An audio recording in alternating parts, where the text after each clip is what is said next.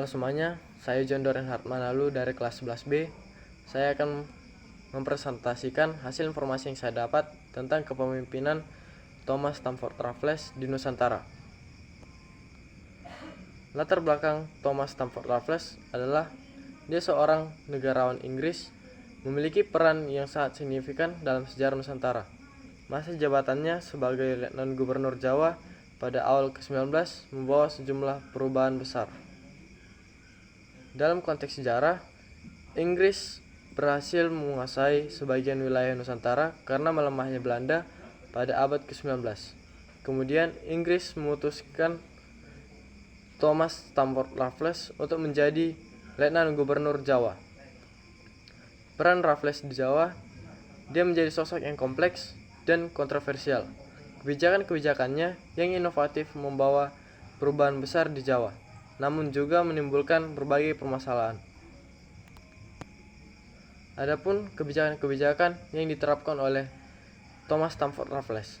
Yang pertama, dia membagi Jawa.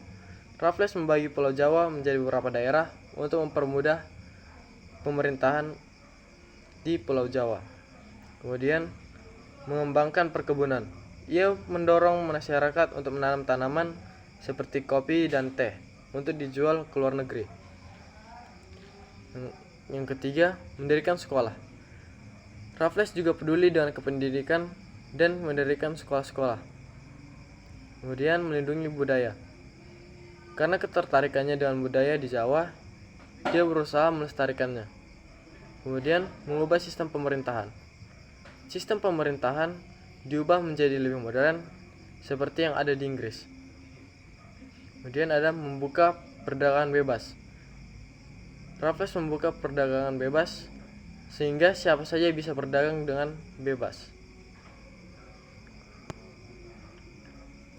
Dari beberapa kebijakan yang diterapkan oleh Thomas Stamford Raffles, ada juga dampak yang terlihat sampai saat ini, yaitu terlihat pada sistem pemerintahannya.